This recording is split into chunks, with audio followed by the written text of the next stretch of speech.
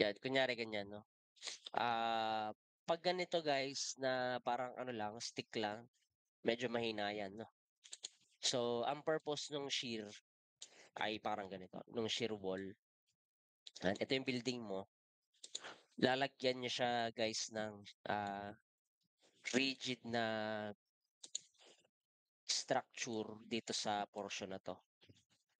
Buhos yan, ibig sabihin reinforced concrete yan. So, anong tendency 'pag meron kang ganyan na ano, kunyari tuwid yan, ang tendency niya siyempre mababawasan niyo 'tong mga displacement na 'to. Siguro nabawasan ng konti ano, siguro mga ganito. Kung magsu-sway 'to siguro ganito na lang, yan. Siguro ganyan na lang. Hindi na katulad nung kanina na sobrang ano, sobrang laki ng displacement. Siguro mga ganito na lang ano, yan. Yun kasi ang purpose nun, eh, parang ano, mag-try kayong mag-ano ng ruler, mag-uga ng ruler ano. 'Pag nakita niyo yan ano, 'pag nakita niyo umuga yung ruler, sasabihin sa inyo ng inyong na makakita sa inyo diyan 'no, siraulo ka. Kasi nababaliw na kayo. Kasi ginaganon yung ruler,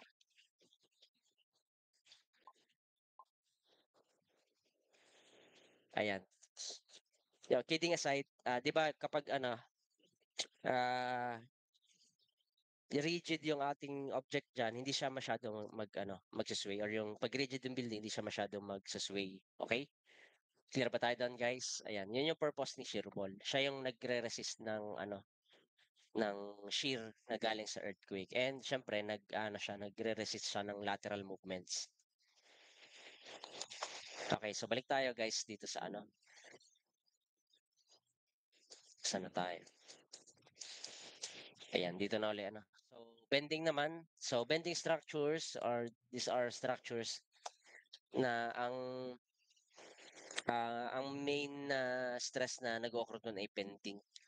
So, ano yung mga example, yung mga girder bridge.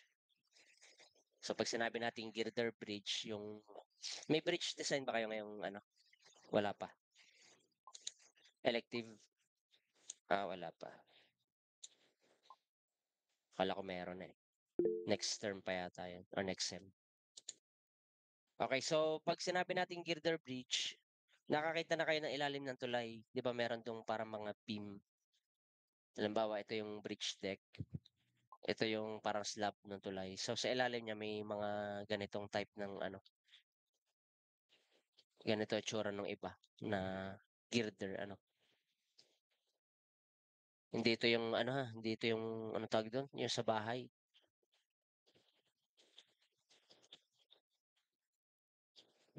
Hanap lang ako ng itsura niya sa internet. Wait lang guys, hanap ako ng mas ano, check ko sa internet.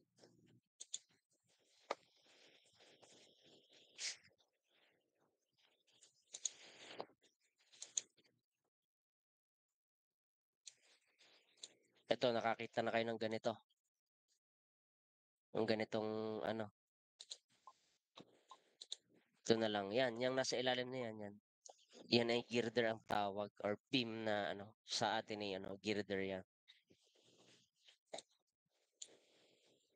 Clear? Ano, so yun girder yung tawag dun ano, ayun.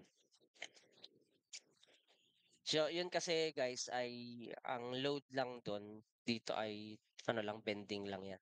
Nagdadala lang 'yan ng bending ano, kaya bending structures. So normally tulay yung ano. And then for buildings naman, ito yung makikita niyo sa buildings, frame structures.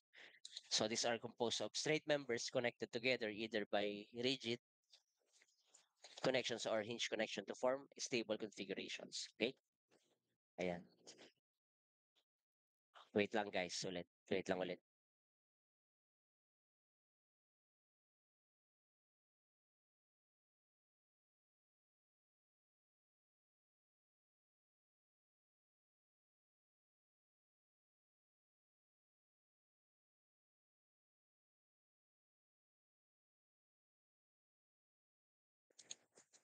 Okay, so next ulit. Ayan, so guys, yung sinasabi kong libro kanina na standards natin, ito 'yan. yung National Structural Code of the Philippines 2015. Pero take note, ito ay luma 'to ano. Meron na niyan na 7th edition pero, second printing. Yun yung mas updated. Pero kung titingnan niyo 2015 pa rin ano, outdated pa rin yung ating ano, standards. Hindi pa nire-release yung bago, eh. Pero sabi na last time magre-release daw nung 2024, eh, 2025 na, mamaya 2026 na. So, baka mare-release yan baka 20 ano na, 2030 na ano, sobrang tagal. Siguro kokonti lang din kasi yung ano, eh, yung mga nagtutulong-tulong para magawa yun. Pero yung nakalagay dito guys sa loob nito, majority ay adapted lang sa, American code natin or yung ACI, American Concrete Institute, tsaka yung American ano yun, ah, nakalimutan ko yung AISC ang ano, American Institute yata of ano, Steel Construction, parang gano'n. Anyway, so yun ay ano, yung mga standards na yun yung dapat sundin natin 'pag magde-design tayo and magko-construct, ano, ayan. So for concrete, yung mga structural system natin meron kayong makikita sa libro na 'to na ganito. Okey, so ito hindi ko muna siya i-explain ng maayos ngayon. Siguro sa ano na lang, 'pag kayo ay nag-a-RCD na kung sa akin pa rin kayo. Sa reinforced concrete madi-discuss naman ng iba dito. Medyo advance na kasi, eh. Sa steel naman may ano din, may iba din.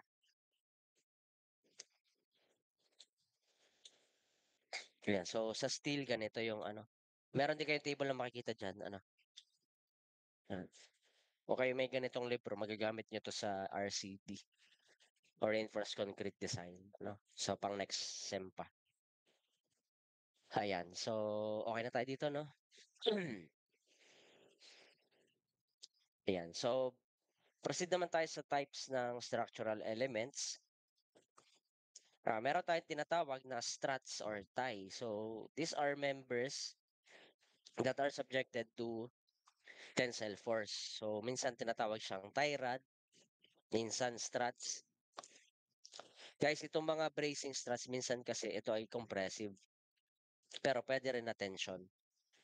Okay, pagka mga tension members lang, tie rods ang tawag doon or ano, yun, madalas tie rod ang tawag. Then we have the beams. Ito yung familiar kayo. So, beams are usually straight horizontal members used primarily to carry vertical load. So, meron ako dito nilagay na ano, na mga type ng beam. So, we have the simply supported, hinge at roller lang. And then meron tayong fixed supported beam or yung fully restrained na beams. So, pag sinabi natin fully restrained, restrained siya sa both ends. Ano, restrained lahat ng movement sa both ends. So, tatandaan nyo, ang reaction na form yan because nire-resist niya yung external loads. So, ibig sabihin, nire-restrain niya yung movement dun sa joint na yon, ano. So, mas maintindihan niyo yan 'pag tayo ay nag-proceed na sa mga calculations. Ayan, so we have the cantilevered beam. So, yung isang fixed, yung isa ay free. And then may mga continuous beam tayo. Yung mga 3 or more na supports na. Next, we have the columns. So, columns are members that are generally vertical. So, minsan may mga column na hindi vertical, ano, naka-diagonal. And, sabi dito, it resists actual compressive loads. So, minsan ang mga column natin, actually madalas yung mga column natin nagdadala yan ng bending moment. So, ang tawag ngayon dun sa column na ganito ay yung nagdadala ng bending, ang tawag diyan ay beam column. Beam na column, parang gano'n, beam column. So, column of moment resisting frames. So, lahat ng building ganito ang ano niya, ang column, ano, lahat ng column sa isang moment resisting na frame, katulad ng ating mga typical na ano, na frame ng mga bahay, ng mga commercial buildings. So, yun ay mga beam columns. So, kung makakita ka ng column na compressive lang, Yung ano, poste ng Meralco, yun ang compressive lang.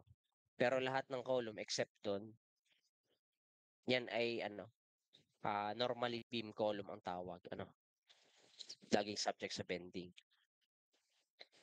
So next we have the slabs. So yung slabs, these are structural elements made of concrete that is used to create flat horizontal surfaces such as floors, roof decks pala, and ceilings.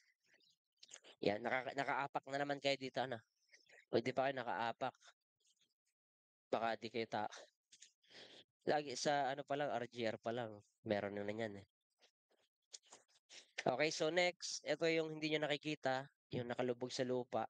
So ito yung footing. So footing means foundation unit constructed in brickwork, masonry, or concrete under the base of a wall, a column, for the purpose of distributing the load over a large area. So guys, ang main na purpose ng footing is to transfer the loads from column and i-spread niya doon sa ano, doon sa ating soil. Kasi pagka wala kayong footing, ano mangyayari guys pag walang footing ang structure? Nag-aral kayo ng bearing stress, 'di ba? Ano nangyayari sa ano, sa paa nyo pagka nasa putikan? 'Di ba nalubog? Okay? Kasi maliit yung area ng paa nyo. Ngayon, kung malapat na area 'yan, hindi yan lulubog. Okay? So kaya niyang i-ano, i-match yung bearing pressure niya dun sa soil bearing capacity or bearing capacity ng soil natin. So kaya tayo nagpo-provide ng ganito para maikalat ano, yung load para i-match dun sa kapasidad ng lupa to carry loads ano or to bear loads. Next is the wall, which is a structural element used to divide or enclose areas to form the periphery of a room or building. So sometimes hindi ganun ang purpose niya. So sometimes pwedeng dinisenyo yung wall to resist the earthquake loads or shear. And sometimes yung ating mga walls are load bearing and non-load bearing. So ang difference lang nitong dalawa, pag load bearing, ito kaya nitong mag-carry ng weight na nasa taas niya, which is halimbawa mga galing sa floors, yan. Pagka non-load bearing, ang kaya niya lang dalhin, yung weight ng wall lang mismo. Yung weight ng wall mismo na siguro nakapatong sa kanya, ano, kasi ang common difference nitong dalawa, ang load bearing mataas yung compressive strength niya. Yung ano, yung non-load bearing mahina yung compressive strength niya. Nag-CMT na ba kayo, guys?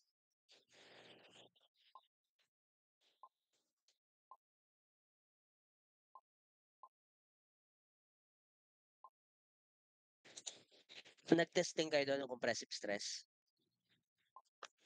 yung UTM, ayun. 'Di ba kita niyo doon, pagka malakas yung ano, yung load bago masira yung wall niyo, let's say umabot yan ng more than 1,000, so load bearing yon. Ano, yung mga non-load bearing, hindi yan aabot ng mga 350 PSI. Pag mga more than 1,000 PSI yan, load bearing siya. Okay? Ayan. Pero guys, wag niyong ipapalit yung load bearing wall sa poste. Mas mahalaga ang poste.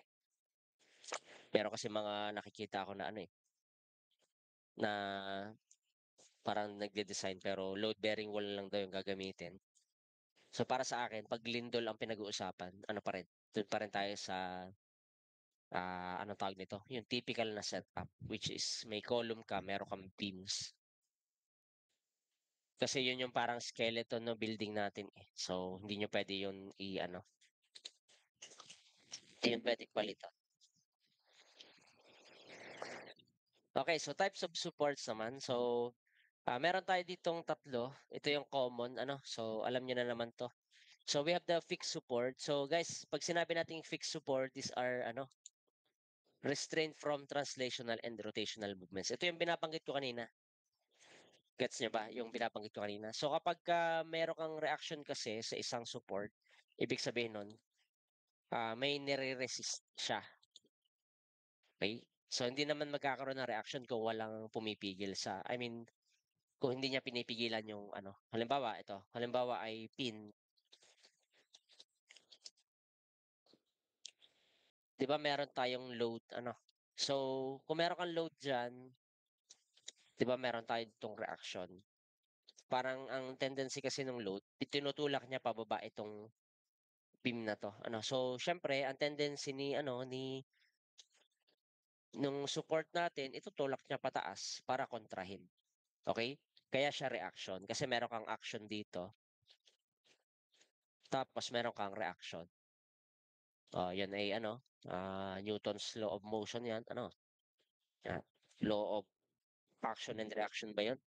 Limot ko na, hindi ako nagtuturo ng dynamics, eh. Pero ano naman, madali naman siya i-recall. Pero I think yun nga yun, eh, law of action and reaction yata yun. I'm not sure ano,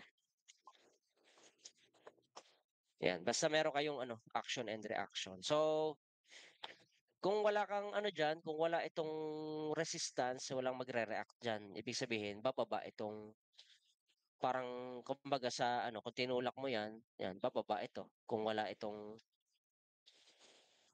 'yan, hindi yan magiging patay, magse-settle ito from its original position. Ano, kasi wala kang reaction kung wala kang reaction diyan. Kung ang reaction mo ay ito lang, okey? So, ibig sabihin nire-restrain nung reactions yung movements ng ating ano, ng ating joints. So, for fixed support, ang nire-restrain niya is the translational. So, yung translational yung movement na papaganito tsaka papaganito or puwede rin na naka-incline, puwede rin yun. Yung movement na paganyan ano, 'yan. Pagka rotational naman, ito yung mga ganyan or ganito, yung clockwise or counterclockwise. So, pagka fix yung support natin nire-resist niya both translational and rotational. Now pagdating niyo sa pin, so guys ang common na setup pagka ano, kapag fixed support, kung in terms of ano, in terms of steel structure, so meron kang poste dito and then wine-weld yung flange or yung top part na 'to tsaka ito para hindi ito mag-rotate. Ano, para hindi ito mag-rotate kasi pagka hindi mo wineld itong part na 'to, kita niyo 'to hindi naka-weld. So 'yan guys ay parang magro-rotate, mag-a-act siya as hinge. Parang ganito, pagka ganito yung ganitong setup, ito yung pin, para siya 'yan, para siya naka-hinge lang. So kung nilagyan ko ng load, ang tendency nito magde-deflect ng nakaganyan. So meron kayo ditong rotation. Pagka kasi fix 'yan, halimbawa ganito, 'yan naglagay ako ng load dito, hindi 'yan mag-ano, etong part na 'to hindi siya magro-rotate, dito pa siya magro-rotate banda diyan. So, zero ang theta dito or rotation, 'yan. Ibig sabihin dito may reaction ka dapat para mag-zero yung rotation dito ano, 'yan. Kaya siya may moment dito, eh, kasi nire-resist niya yung ano kaya may moment dito kasi nire-resist niya yung rotation. Dito walang gano'n. Ang meron lang sa'tin dito is yung translation na ano, nire-resist niya yung translational na movements, okey? Next, 'pag roller naman, ang kanyang nire-restrain lang is the movement that are perpendicular to the surface it rests. So, imagine para siya nakapatong lang talaga. So, let's say, itong beam na 'to nakapatong sa wall, 'yan halimbawa nakapatong lang siya diyan. So, pagka lumilindol puwedeng ang possible na mangyari ay ito hindi sumama yung ano, puwede mag-move ito, dito sa ano na 'to, ano, sideways dito. Pero ano, naka-restrain pa rin siya sa vertical ano, meron pa rin tayong reaction dito na vertical. So, puwedeng gumalaw 'yan dito or gumalaw dito sa kabilang side, ayan. Depende kung saan siya dito kasi naka-perpendicular dito. May mga cases kasi na ang roller ay nakapatong na sa incline ano. So, dito naman sa incline, either ganito or ganito yung movement ano, na ina-allow. Ang nire-restrain naman ni ano, ni roller pagka ganyan sa inclined, yung nakaganito. Yung normal or perpendicular dun sa angle na 'to. Sa incline na 'to pala. Ayun. So, ganun kapag ano, roller ano. So, yan naman ay review na lang. Naituro ba sa inyo before? O nga ngayon niyo naintindihan? Ngayon niyo naintindihan yan?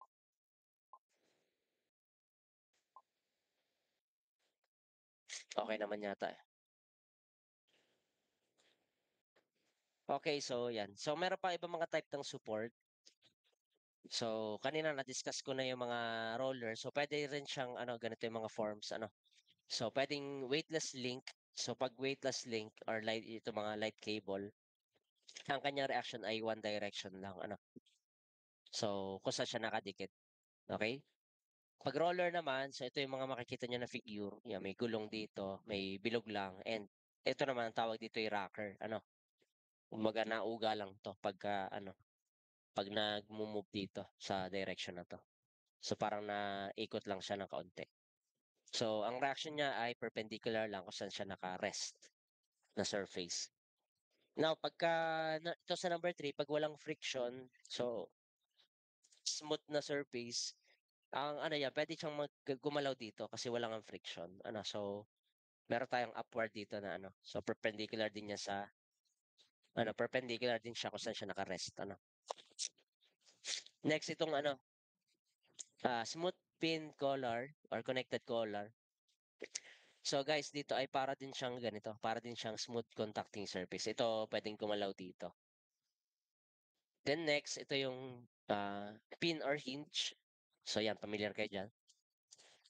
Then meron kayong slider guys. So 'pag sinabi nating slider, bawal yung movement na ganito and rotation, pero puwede yan na up and down. Ano, puwede ang up and down dito. Gano'n din sa fixed connected collar, yung puwedeng gumalaw dito, up and down. Or depende kung saan naka-ano, puwede rin na left and right, depende sa itsura nito, ano. So ganito yung representation normally ng slider. 'Pag fixed naman, ayan, tatlong movements yung nire-restrain niya. So tatandaan niyo kung tatlong movements yung nire-restrain, tatlo yung unknowns mo. Dito kung dalawa lang yung movement na nire-restrain, dalawa lang yung unknown. Ibig sabihin dalawa lang yung reaction dun, yan. So types of loadings naman, wait check ko lang kung ano, sige, okey naman. Yan, types of loads. So these are loads that, so yung dead loads muna 'no. So dead loads consists of weights of various structural members and weights of any object that are permanently attached to the structure kahit pa siya ay non-structural. So ano ba yung mga non-structural na elements na dead load? So guys, ang mga structural elements na dead load, yun yung mga weight ng slab, yan, weight ng beam, weight ng column, weight ng ano natin, nung basta nung mismong structure. So pag sinabi nating non-structural elements, yun yung mga dinidikit natin sa structure na hindi mag-aambag or magko-contribute sa structural integrity niya. For example, yung mga facade, ano sa mga architectural features lang ng building, yung mga floor finish, ayan, yung mga tiles, yan. So hindi siya nag-aambag sa structural integrity ng ating building. So mga tawag doon, ang tawag doon ay ah, non-structural elements. Now, kasama siya sa dead load kasi permanently naman naka-attach yung ano natin, yung mga tiles, pinapalitan lang siya kapag masisira na or masira or pasira na 'no. Ayan, so yun yung ating ano, mga dead loads. Now we have the live loads. So live loads can vary both in their magnitude and location. So sa isang building, lahat ng weight na, temporarily placed lang or temporarily attached sa structure or puwedeng moving vehicle or natural forces, those are, live loads ano. So, ang common na makikita niyo na live load ay tayo, yung occupants. Kasi ang occupants hindi siya laging nasa building. Halimbawa ngayong gabi, walang tao dun sa RGR, Okay, so wala ano, live load tayo kasi hindi tayo laging nasa structure, hindi tayo permanently attached.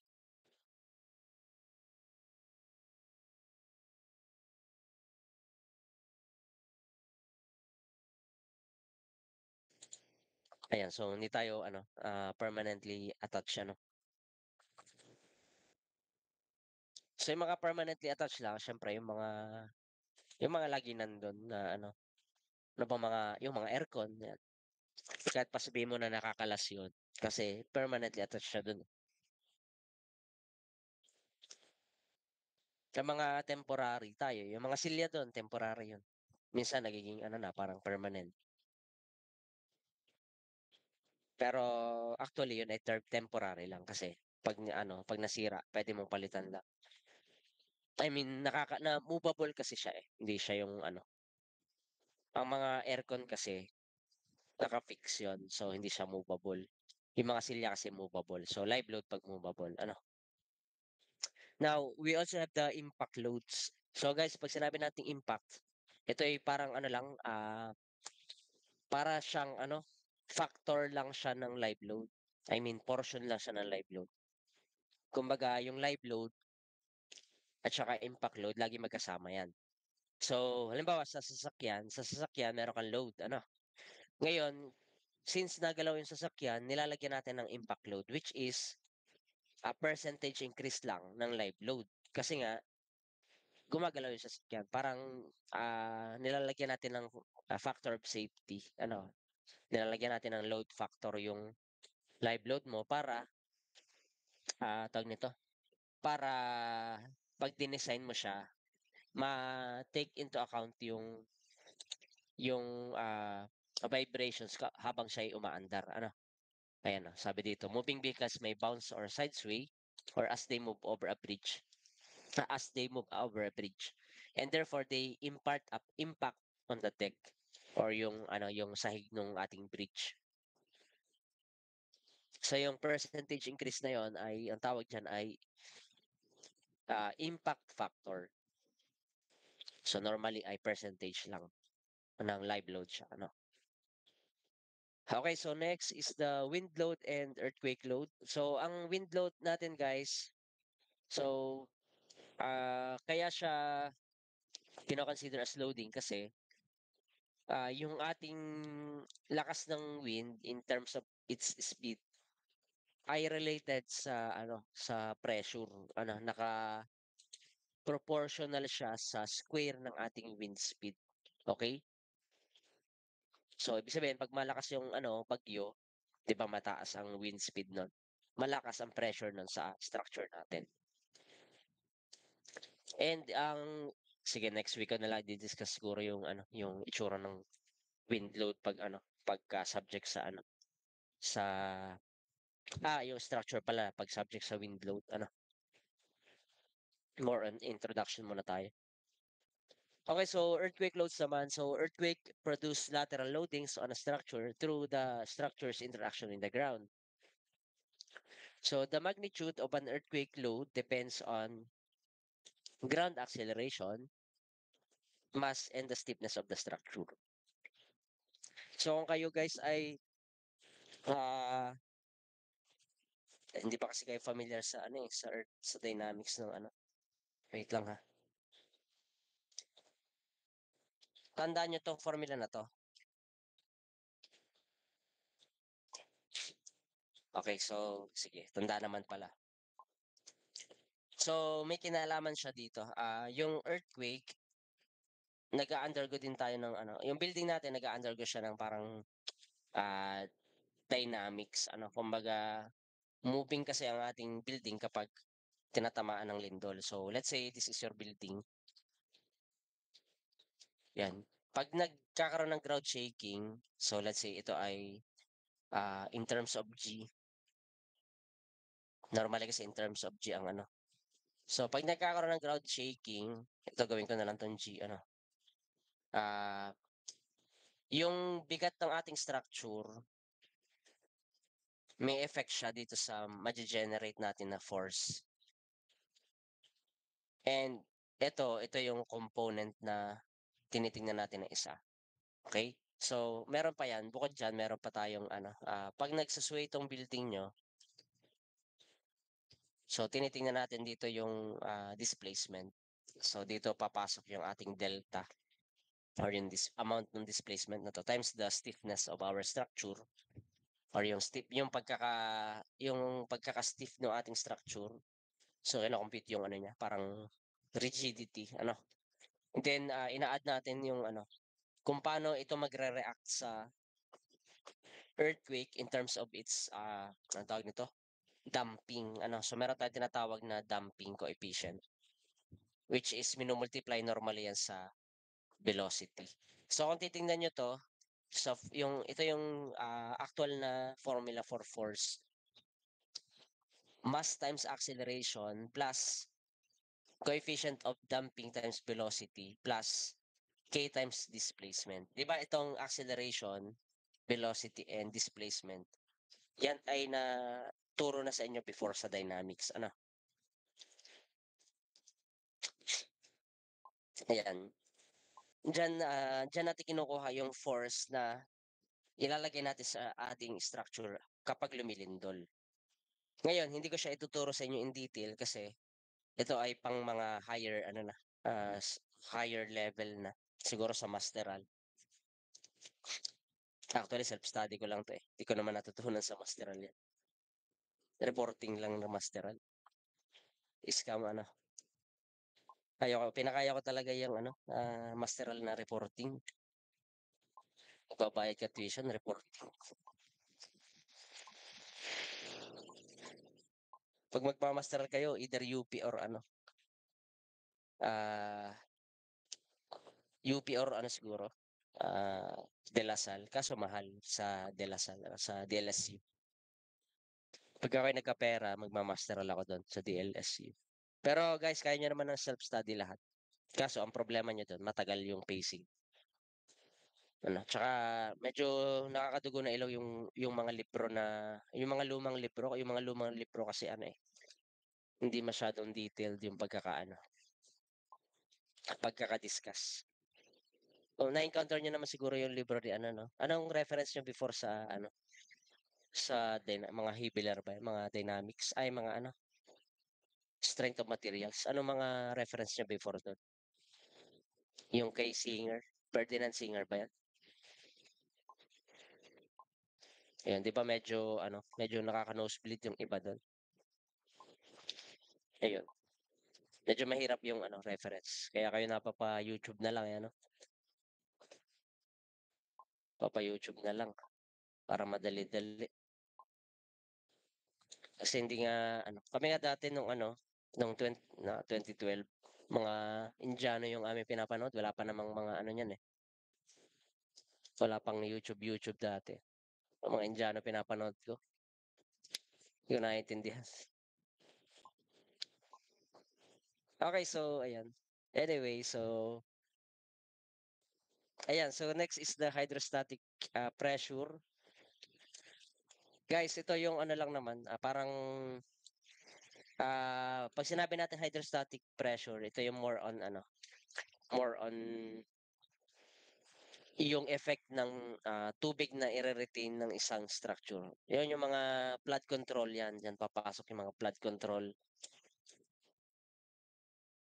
'no? So, dito papasok guys yung flood control, nai-relate sa subject, eh. So, ito yung ano, structure natin na kokontra dun sa flood, halimbawa, or any body of water dito. So, kasi ang purpose kasi ng flood control, projects, dapat 'pag nagtayo ako ng, let's say retaining wall dito, 'pag tumaas yung baha, mare-retain niya. I mean, hindi siya mag-o-overflow dito sa kabila. Yun ang purpose talaga. Dapat ang nare-receive lang na tubig nito is yung galing sa ulan, okey? Pero yung galing sa mismong, let's say, river, dapat, nare-retain nitong structure na 'to, okey? And minsan sa mga mababang ano, sa mga mababang lugar, halimbawa wala kang retaining wall diyan. So, kung ganito 'yan, walang haharang dito. So, siyempre tendency niyan 'pag tumaas yung tubig, abot niyan yung ano, yung bahayan dito kung may bahay dito. Ano, eh, kung meron kang retaining wall dito, oh, at least makokontra dito, ang baha na lang siguro hanggang dito, dala lang nung ulan ano, oh, at least bawas. Ayan, ngayon ang ano natin diyan, ano bang ginagawa ng, tubig sa ating structure? So, tinutulak niya 'yan. Nag-aano 'yan, nagkakaroon tayo dito ng parang uniformly varying load. Itutulak niya kasi ang pressure na na lakas 'yan habang nalalim. So, 'pag mataas yung baha, malakas ang tulak niyan dito sa structure natin. So, ang mangyayari diyan sa structure niyo kung mahina yung, foundation nito, so mag-o-overturn 'yan, masisira 'yan, ano, lalo kung mababaw lang. Halimbawa ay ano lang, ano yun ang mga nasa balita, 2 meters, 2 meters lang, 'yan mag-o-overturn 'yan baka masira 'to agad, ano. Pero dapat kasi ano, eh, malalim 'yan, eh. Meron namang standards na dapat sinusunod ano, kung gaano kalalim 'to, para hindi siya mag-overturn, hindi agad masira. Ayan, so yun namang sa soil, ang soil and water same lang sila guys ng effect. Ang pinagkaiba lang nila yung soil kasi medyo medyo may pagka-ano siya, eh, may pagka anong tawag nito, compared mo sa tubig na fluid, liquid, so siya ay ano, mas malakas ang tulak.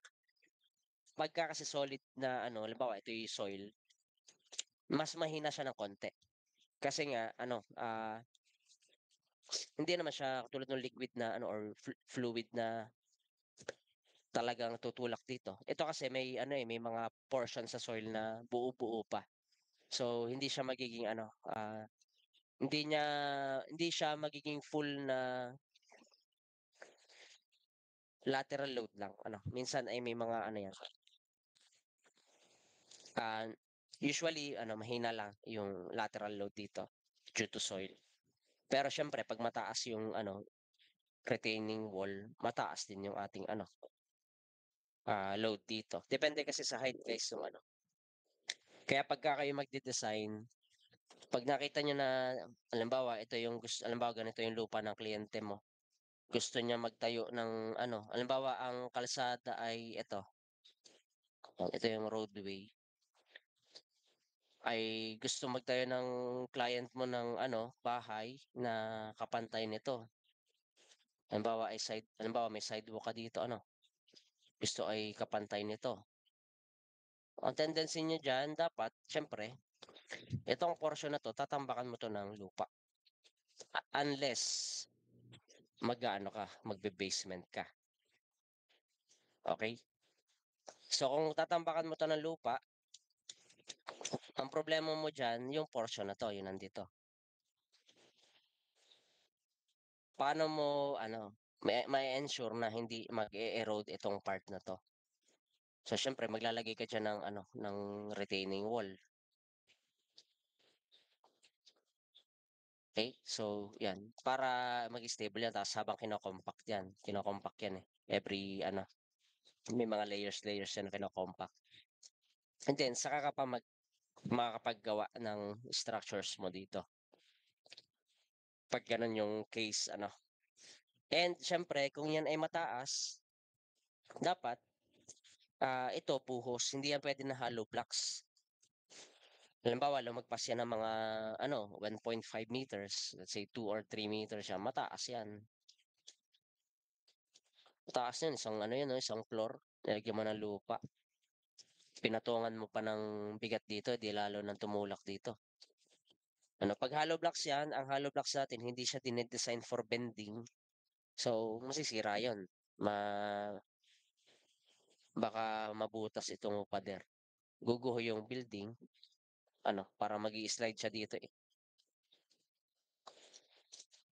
'Yan, kaya mahalaga guys na aralin niyo yung concept before kayo sumabak sa ano, sa design-design na 'yan. Hindi puwedeng pirma-pirma lang tayo ano, ta's kamag-anak pa libre daw ano, dapat inaaral din ano, libre daw, engineer na kami, libre na ang paggawa. Huwag gano'n, huwag kayo papayag guys, sayang ang ano, Sayangin yung tinapos. 5 years ay ilan ba? 4 years? May review pa. 4.5. 5 pa nga minsan eh. Tapos ay libre. Lugi. Lugi kayo dun. Ako pagka mag-anak, tinatanggihan ko sa sinasabi ko, ano ko, marami akong ginagawa eh. Busy pa ako eh. Pero kahit hindi, ano, para laang, ano, taka sa, ano, gawain. Ano, no pay, no work, ano. Baliktad eh, ano. No work, no pay. Naging no pay, no work. Okay, so, ayun guys. Ang daming kwento, no? Ayan. So, next, kakunti na naman to. Yan. So, eto naman guys ay natututunan nyo pa rin sa RCD. Pero ipapahapyawan na natin. Meron tayong tinatawag na load combinations. And yung load combinations, ito ay ginawa para ma-take into account yung possibility na yung ating buildings or any structure na i-construct ay parang ano, 'di ba, sa isang structure, possible kasing magsabay yung merong dead load tapos merong live load. Yun yung ano, yun talaga yung possible, ano. Kaya meron tayong tinatawag na load combination. Halimbawa, possible din na meron tayong dead load, tapos meron tayong roof live load and yung wind load natin, pwede rin yun, no? Pwede rin na may dead load, tapos bumabagyo, so wind load yun, meron din tao sa loob. Katulad kanina, malakas ang ulan, ano? Tapos nasa ano kayo, nasa RGR yata kayo. Ayun. So mga ganun ba na ano. So ginawa ito para ma-take into account yung possible na loads na magkakasama during uh, let's say storm or 'pag may earthquake ano. So yan. And ngayon kung makikita niyo may mga numbers dito. So these are called load factors. And yung load factors na yan guys, napakahalaga niyan kasi siya yung parang pinaka-factor of safety pagdating sa load. Parang ino-overload natin, pinapalaki natin yung load para 'pag ide-design natin ano, masyadong ano, malalaki yung sizes na gagamitin ng ating ano, o na lalabas sa ating design, okey? Tapos meron din namang isa pa dito na load combination, pero ito ay napaka-rare na gamitin. Ginagamit ko lang 'to 'pag nagde-design ako ng footing. So sa ano kasi, sa load combination under allowable stress design, tinanggal dito guys yung mga load factors. Kung makikita niyo dito merong mga 1.4, 1.2, 1.6 dito wala.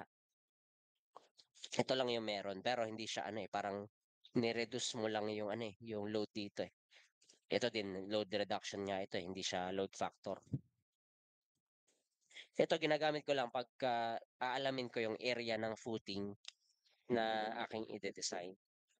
Dun ko lang siya ginagamit. Pero hindi naman sinabi sa code na bawal mo 'tong gamitin. Puwede 'yan kapag allowable stress design yung gagamitin mo na type ng design ano. So, sa'tin kasi ang common na ginagamit na ay itong LRFD. 'Yan, maintindihan niyo 'pag RCD na. So, ito yung difference ng dalawa.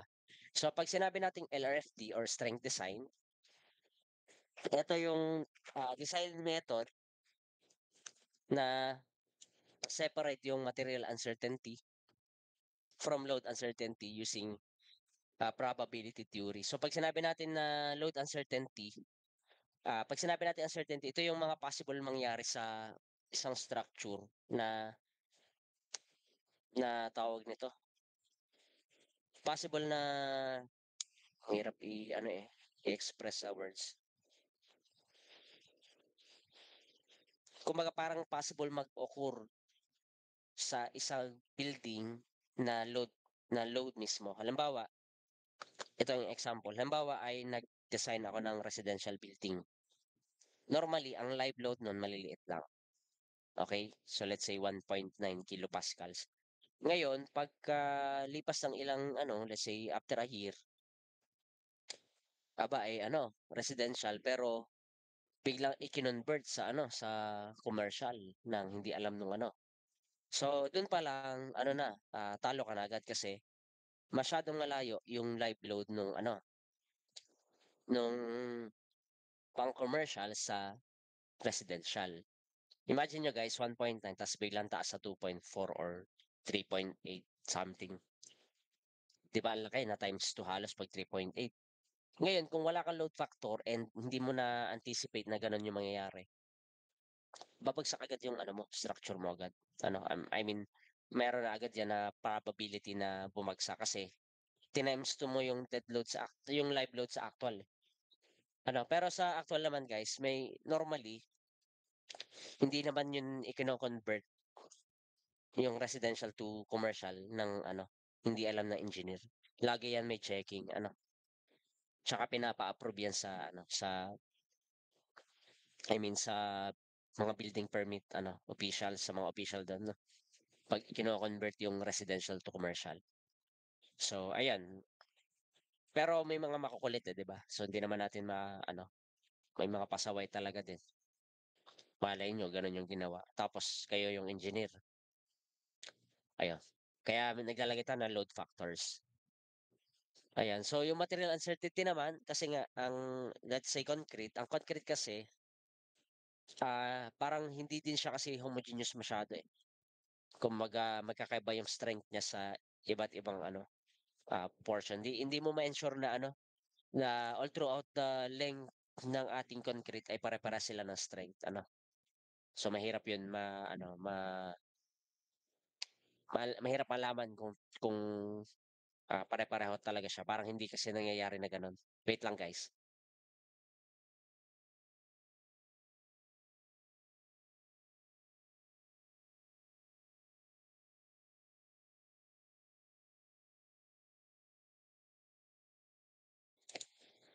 Ayan, so concrete kasi medyo ano, eh, medyo mahirap i-predict yung behavior niya. Kasi nga, minsan manual yung halo, minsan, basta may maraming factors kasi, eh. Minsan ano, 'pag may mga void spaces, may mga entrapped air, ayun, may mga gano'n kasi minsan. So depende kasi ano, ayan. So sa ASD naman or allowable stress design, so it includes both the material and load uncertainties into a single factor of safety. So kumbaga kanina may mga load factor tayo and, strength reduction factor sa material uncertainty. Dito sa AST, wala ng gano'n, isa na lang. Halimbawa, yung strength ng aking steel ay 248 megapascal, gagawin ko na lang i-di-divide ko sa 2 halimbawa lang or 1.67, yun na yung gagamitin ko na allowable stress. Para gano'n ano, hindi na kino-consider yung load factors. Kaya 'pag allowable stress design, ito na yung gagamitin niyo, yung actual na load na mismo. Kasi binabaan mo na yung, strength no steel, nung material mo ano, ayun. Ayan, so next is the ito naman structural analysis ano. So, this is, an integral part of any structural engineering project and its function is being the prediction of the performance ng ating proposed na structure. So tatandaan niyo pang-predict lang ito, hindi niya determine talaga yung actual na nangyayari, ano. So for prediction lang ito talaga. Nagiging same lang 'yan pagka totoong-totoong load yung gagamitin natin. Yes, sa mga calculation natin nagse-same lang 'yan sa actual. Pero 'pag 'yan ay actual practice na, let's say sa mga live load, hindi mo naman kasi malalaman talaga yung actual na live load sa isang ano, sa isang building. Kasi magkakaiba tayo, halimbawa mga tao, magkakaiba ng timbang. So dun pa lang ano na agad, eh, hindi na agad malalaman kung ano yung live load ba talaga. Kasi magkakaiba tayo ng timbang. So why do we perform the ano, structural analysis? So ayan, tayo ay nagpe-perform to calculate the possible stresses sa mga structural members under different type of loadings, katulad nung nabanggit ko kanina, yung mga dead load, live load. Yeah, so we need to calculate also the possible drift of the structure para malaman nyo guys kung kailangan mo bang i-shear wall yan or hindi na. Kasi pagpasok naman, bakit mo pa i-shear wall? Ay bakit pa buhos yung shear wall natin? Bakit hindi na lang ano, column at saka beam? Next is to check the possible behavior of the structure kasi lalo 'pag earthquake minsan iba yung behavior niya, minsan nagro-rotate yung building natin. So dapat ma-design natin siya na as much as possible, ma-minimize yung rotation ng building kapag lumilindol.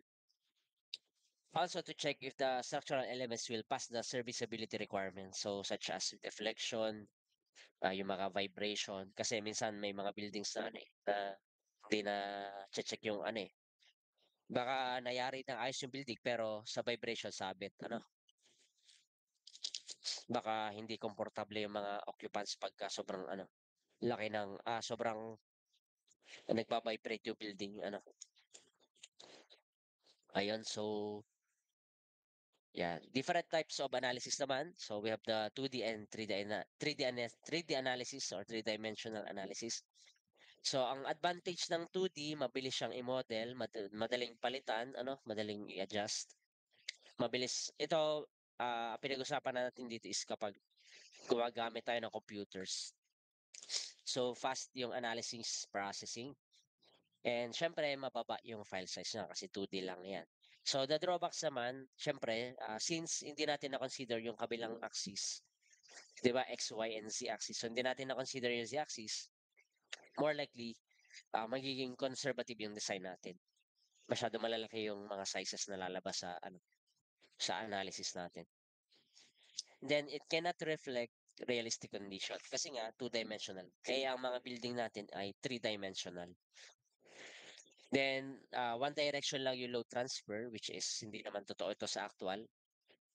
And mas mahirap siyang intindihin kasi nga isang direction lang yung tinitignan. Okay?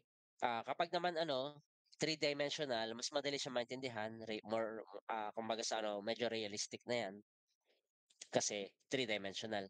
Madali yung overall checking and mas mababa yung deflection and settlement. Yun yung advantages. But the drawbacks, ito naman. Pag may maling konti, medyo hahanapin mo kung saan yung mali. Harder to make or amend the model. Tapos malaki yung file size niyan. Pag di kaya ng computer nyo. One time dati nagde-design ako ng mga 8-story. Ang tagal ng no processing. Siguro umabot ako ng kada analysis ko 30 minutes. Hindi pa gano'n ka yung computer ko noon. So ngayon naman ay medyo mataas na yung specs. Pero hindi na naman din naabot ng gayon katagal. Dati lang yung mga lumang software ang gamit. Yun, take a long time for analysis and syempre mahirap siya sa isang beginner. Mas madali yung 2D analysis sa mga beginners. Yun lang yung difference ng dalawang analysis. Sa ano naman, pag actual computation, syempre mas gusto natin ang two-dimensional. Ang hirap kaya pag three-dimensional. Dadami yung kung sa two-dimensional meron kang three equations of equilibrium. Sa three-dimensional analysis meron kang 6 equations of equilibrium na yan. So yan yung end ating module. So thank you guys for attending sa na ulit tayo. Magkita-kita sa Tuesday nga tayo, no? Tuesday tayo guys, Ayan. So see you guys sa Tuesday ulit. I hope marami kayong natutunan today and review nyo lang guys yung yung mga basics ng pagkuha ng reaction kasi next week sa Tuesday calculation na tayo. Yung iba pala nasa double integration na. Actually nag-double integration na ako kanina dun sa isa kong section. Inuna ko 'yun kasi hindi ako makapag dun kasi wala naman akong projector na dala kanina. So ayan. Thank you guys for attending. Yeah, see you na ulit sa next meeting. Ayan. Guys, join na kayo sa sa Google Classroom. Yung mga hindi pa nakaka-join. Ayan, sinend ko na yung link. Thank you, thank you. So end ko na guys ha. Thank you Thank po, you. sir. Thank you, thank you. Thank you, sir. Thank you, sir. Thank you.